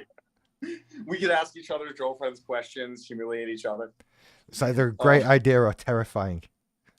Oh, both, hands down. But great content though. Oh, it would be amazing content. Yeah. Okay, but my story is that like, so I made a video that not video, a TikTok that differentiated between like anger and then like narcissistic rage. Right? I don't like that term, but you know what I mean. Yeah. You know the difference. Yeah. And because like I can be a very angry guy. Well, I used to be at least. Mood stabilizers, everybody, they're great. And I remember once before I was on mood stabilizers, I was at a party, and a buddy of mine was like disagreeing with me about something that just did not matter. But like he was disagreeing with me about something that I was obviously right about. Yeah. And I start like yelling at him, and then it just keeps building. I remember like storming off, and I'm like in the driveway, pacing back and forth, just like talking to myself and yelling. And I remember it was so interesting because somebody came up to me, and I remember screaming at them, being like, "No, this is who I am. This is the real me." And I did this. I started like literally taking my fist and like pounding on my thighs, like hitting myself and shit, and just like yelling. And I remember going up to like, it was weird because there was like a table and it had like a fucking like a log on it. And it was like a pretty fucking big log. I remember just like slamming my arm against it. I cut up my fucking arm across the table. But here's the interesting part about it that I think that a lot of people neglect is that towards the end of it, when it was over, I was fucking sobbing on the ground. Do you know what I mean? Have you experienced that? Yeah. Because the rage isn't anger. Like you said, there's a difference between anger and rage. And the rage is an outward expression of the pain that you're feeling for whatever reason. And that argument that you'd had with your friend, that thing that didn't matter that you fell out about, you weren't angry about that. It brought up something else that was deeper and more painful for you. And that's the shame. Yeah. And that's what's coming out. And so it can come out as shouting, and it can come out as sitting on the ground sobbing. And you can move between the states because it's just this emotion coming out. It's not rational. There's no thought gone into it. It's just, it is what it is. At that point. And I describe like a narcissistic rage in quotes. That is when I talk about like, I am a mask is what I feel like a lot of the times. Yeah. And there's like the layers to the mask. And right before it gets to like the fucking empty nothingness that I actually am, that's the narcissistic rage right there. Right. I see. Then there's the nothingness, which sucks. Like, that's another story. Before I was aware, I had a really interesting experience where Caitlin said rage is anger and hurt and sadness all mixed into one ball of glory. Yeah, that's the one. But like, so like I never feel like I'm being real with people, right? 90% of the time. Mm-hmm. I mean, hell, in my videos, it just feels fake sometimes. I don't fucking know why. I'm being honest as I can. But I remember once, before I was aware, the most real, it was so weird. We came back from a party, and I was like a little drunk, but like not like trash or anything. And I got into my head and was just like sitting there, like rubbing my temples. And she was like, "What's wrong?" I just was like, "Don't talk to me." And she was like, "Well, I don't know what you want. I'm going to bed." And I was like, "Bitch, okay." And I remember going to the bath, and I go into the bathroom, and I start vomiting from an equal part of shame and drunkenness. Mm-hmm. And I remember I started like, and like she like hears it and comes out, and I'm like sobbing, saying like, "I'm defective, I'm broken, I'm sick," and stuff like that. and how in the moment, because that was like, that's the vulnerability right there Mm-hmm. for me. Yeah. It's like, that's when I feel like that's when I feel like I'm a person. I'm broken, I guess. And I felt so judged for no reason. I was like yelling at her and shit too. You know what I mean? Yeah, yeah, absolutely. And once I remember we went to bed eventually. Like I calmed down and go to bed. Never brought up again. And I was like, never will anybody see that ever again. And I got in my, after we broke up, I like convinced myself. I was like, she saw the real me, because she thought she saw the real me, but she didn't. Then she saw the real me and she hates it. And that narrative ran in my head for so long, even though I have no idea what she was thinking. I never talked about it again because I never wanted her to, like, I never wanted to confront that. Yeah. It's a scary thing, isn't it? When someone's seen that bit of you that you never wanted to let get out. The parts that you're trying to shove down all the fucking time. Yeah. No, I've certainly had parts of me that I've been ashamed of gotten out over the years, but yeah, I don't know. I think that is where my BPD pulls me away from it a bit. Yeah. That, you know, I am generally very vulnerable as it is. And I've kind of gotten okay with that from a certain point of view. I don't know. It feels weird to say that. Yeah. It's another BPD, NPD conflicty bit. I would love if Caitlin has like examples of how the NPD and BPD conflict. I would love to hear that. We'll get on those. I will. Do you know what though? It's getting late here, so I'll answer one more question, and then we should kind of wrap up. Because James, how does machismo and masculinity affect BPD NPD symptoms? Okay. Right. I think more so the NPD. Yeah. Because it's that show of strength and that confidence and ability and all those things are. But yeah, the masculinity in BPD and NPD. I feel like the masculinity, well, at least how it presents in BPD and males, is that like the anger is so much more predominant. You get the anger, and I think we're far more less likely to talk about stuff and cry about stuff and feel okay with talking about the emotion behind it and looking for help and all that kind of thing. When you start bringing masculinity in it, you open up that whole kind of men and mental health realms, because that's a big fucking mess. Because like with women with BPD, they're like, I hope this doesn't sound misogynistic at all, but like they're more comfortable expressing the negative emotions that aren't anger. But like with a lot of, I think women in general are more comfortable expressing emotion than men are. Because expressing that is a sign of weakness in men. You can't tell everybody you just feel sad and you don't know why. That's fucking ridiculous. I can't imagine it. Like, even my friends who are great people, they are great people. And the idea of going and saying, I just feel sad and I don't know why, and being taken, it's just not going to happen. I always say, like, if I'm like upset or feeling literally any emotion, I can't describe it to my friends as like, I'm sad. I describe it as I'm in a mood. Yeah. You know what I mean? But that's the thing, is that like women are way more comfortable. Well, it's more acceptable for them to show emotion openly. So a man with BPD, they can only show the anger. Yeah. And feel like it's legitimate at all. That's it. I wonder if you experienced this a little bit, but I remember Sarah, Cluster B Milkshake, she was talking to me about how she went on a Discord for people with men with BPD to see how it like kind of presented in them as opposed to women.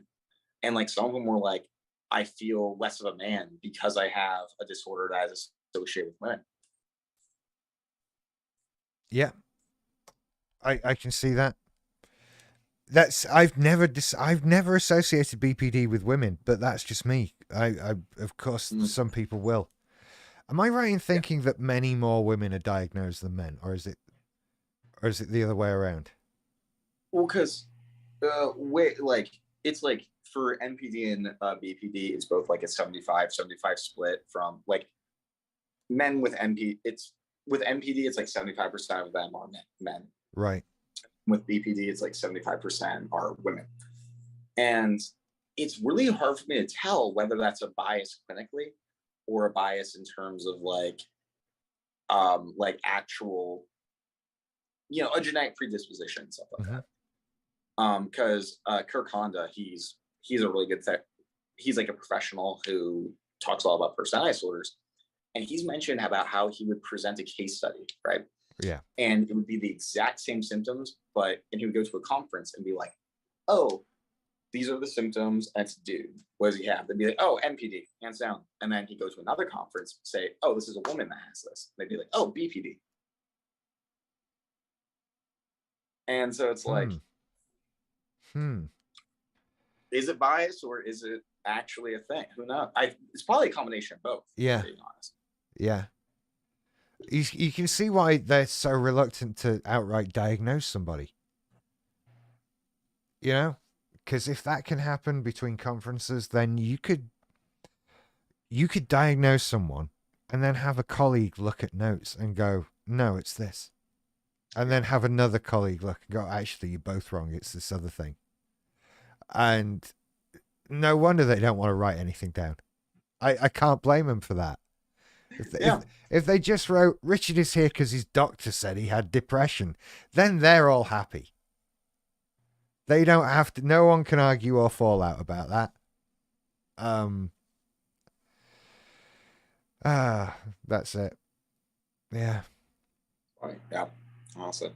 Anyway, well, thank you for doing a live stream with me. No, of course. This was some dude. Like honestly, I would love to do. If you want to do a podcast where we just fucking bullshit, because I mean, we had our whole tangent about cryptocurrency and fucking Elon Musk and shit like that. I'd love to do a podcast like that. That'd be fun as hell. We should definitely do something like that. I'll look into that. Yeah, we'll do it. We'll do it. And thank you to everyone in the chat room. You've been awesome. And yeah, and thank you to Kat for coming out and answering questions. Okay. No, this is all cool. How was I supposed to know No, that? it's cool. It's cool. It's all cool. Okay. So, right, thank you for watching, everybody. Go and check out the videos on the main channel and TikTok and all of that, patreon.com. You know, all the links and the stuff. Thank you all for watching. Thank you for your support. I'll be back another time with something. I'll see you later. Bye-bye. That's fun. And the stream has ended. Awesome.